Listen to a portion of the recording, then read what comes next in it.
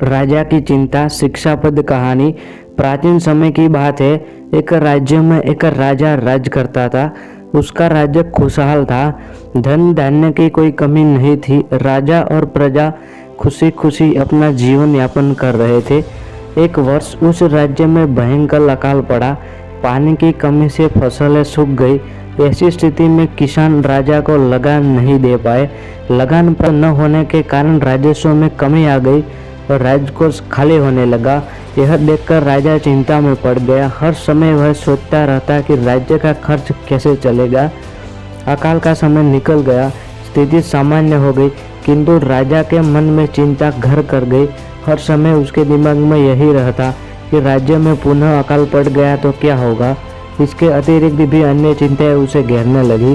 पड़ोसी राज्य का भय, मंत्रियों का षड्यंत्र जैसी कई चिंताओं ने उसकी भूख प्यास और रातों की नींद छीन ली। वह अपनी इस हालत से परेशान था, किंतु जब भी वह राजमहल के मालिक को देखता तो आश्चर्य में पड़ जाता। दिन भर मेहनत करने के बाद वह रूखी सूखी रोटी भी शक्कर खाता और पेड़ के नीचे मजे से सोता। कई बार राजा को उससे जलन होती थी। एक दिन उसके राज दरबार में एक सिद्ध साधु पधारे। राजा ने अपनी समस्या साधु को बताई और उसे दूर करने का सुझाव मांगा। साधु राजा की समस्या अच्छी तरह समझ गए थे। वे बोले, राजन, तुम्हारी चिंता की जड़ राजपाट है। अपना राजपाट पुत्र को देखकर चिंता मुक्त हो जाओ। इस पर राजा बोला, गुरुवर, मेरा पुत्र तो अभी मात्र 5 साल का है। वह अबोध बालक राजपाट कैसे संभालेगा। तो फिर ऐसा करो कि अपनी चिंता का भार तुम मुझे सौंप दो। साधु बोले। राजा तैयार हो गया और उसने अपना राजपाट साधु को सौंप दिया। इसके बाद साधु ने पूछा, अब तुम क्या करोगे। राजा बोला, सोचता हूं कि अब कोई व्यवसाय कर लूं, लेकिन उसके लिए धन की व्यवस्था कैसे करोगे। अब तो राजपाट मेरा है, राजकोष के धन पर भी मेरा अधिकार है, तो मैं कई नौकरी कर लूँगा। राजा ने उत्तर दिया, यह ठीक है, लेकिन यदि तुम्हें नौकरी ही करनी है तो कहीं और जाने की आवश्यकता नहीं है।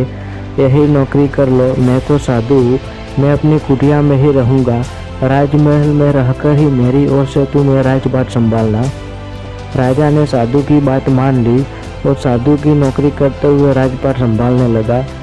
साधु अपनी कुटिया में चले गए। कुछ दिन बाद साधु पुनः राजमहल आए और राजा से बैठकर पूछा, कहो राजन, अब तुम्हें भूख लगती है या नहीं, और तुम्हारी नींद का क्या हाल है। गुरुवर, अब तो मैं खुद खाता हूँ और गहरी नींद से सोता भी हूँ। पहले भी राजपाट का कार्य करता था, अब भी करता हूँ, लेकिन फिर परिवर्तन कैसे, ये मेरी समझ के बाहर है। राजा ने अपनी स्थिति बताते हुए प्रश्न भी पूछ लिया। साधु मुस्कुराते हुए बोले, राजन, पहले तुमने काम को बोझ बना लिया था और उस बोझ को हर समय अपने मानस पटल पर ढोया करते थे, किंतु राजपाट मुझे सौंपने के उपरांत तुम समस्त कार्य अपना कर्तव्य समझकर करते हो, इसलिए चिंता मुक्त हो। तो दोस्तों, इस कहानी में से हमें सीखने को मिलता है कि जीवन में जो भी कार्य करे अपना कर्तव्य समझकर करे, न कि बोझ समझकर। यही चिंता से दूर रहने का तरीका है। तो दोस्तों, अगर आपको यह कहानी अच्छी लगी हो तो वीडियो को लाइक, शेयर और चैनल को सब्सक्राइब कर लेना। हम आपके लिए ऐसे ही मोटिवेशन से भरपूर प्रेरणादायक कहानियाँ लाते रहेंगे। तो बने रहिए हमारे साथ। धन्यवाद।